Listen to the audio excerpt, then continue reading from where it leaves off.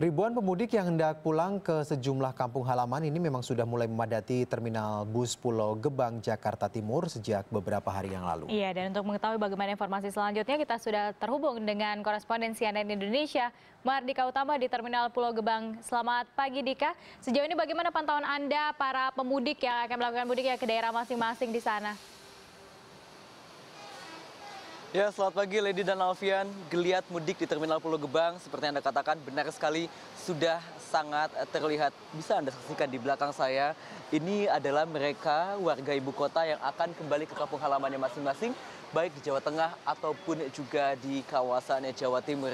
Sejak pukul 00 waktu Indonesia Barat sampai pukul 6 pagi tadi, tercatat sudah ada 195 bus atau 195 penumpang yang diberangkatkan dari Terminal Pulau Gebang yang terdiri dari 8 bus yang didominasi bus tujuan ke Jawa Tengah, dan jumlah ini akan terus meningkat sampai malam hari tadi. Kalau kita lihat trennya memang sejak H-7 sampai saat ini trennya terus meningkat. Pada H-7 tercatat ada 5.400 penumpang yang berangkat dari Terminal Pulau Gebang ini ke sejumlah destinasi, dan pada H-6 kemarin juga ada sekitar 4.200 penumpang dengan 128 bus yang berangkat dari Terminal Pulau Gebang, dan hari ini pun tampaknya akan sama, sekitar 128 sampai 150 bus akan diberangkatkan dari Terminal Pulau Gebang. Lady dan Alfian.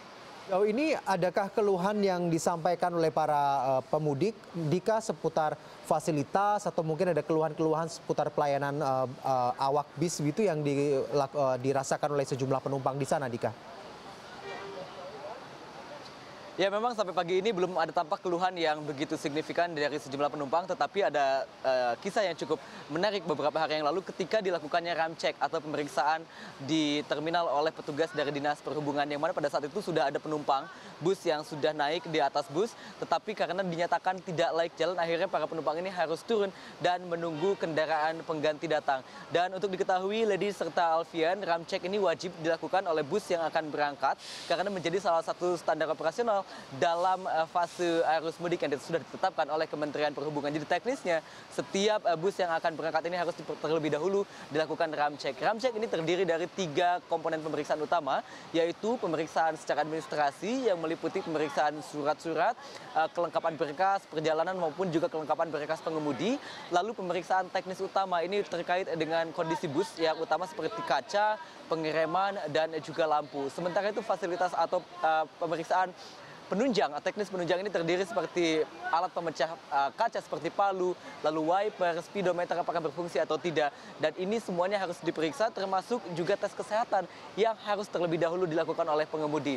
Kalau kita bicara data, sampai kemarin bahwa ada 20 bus yang dilakukan ramcek secara random di Terminal Pulau Gebang ini, dan 16 diantaranya dinyatakan tidak layak jalan. Itu artinya para penumpang harus berpindah ke bus lain, atau perusahaan PO Bus atau perusahaan otobus ini harus mengganti bus untuk memberangkatkan para penumpang dari Terminal Pulau Gebang ini. Ramcek ini wajib dilakukan karena terkait dengan keselamatan jalan bagi para penumpang di masa arus mudik tahun 2017 ini, dan tentunya ini dilakukan untuk meminimalisasi angka kecelakaan lalu lintas pada masa mudik lebaran tahun 2017 ini. Lady Alfian. Baik, terima kasih untuk informasi Anda, Mardika Utama melaporkan langsung dari Terminal Pulau Gebang, Jakarta.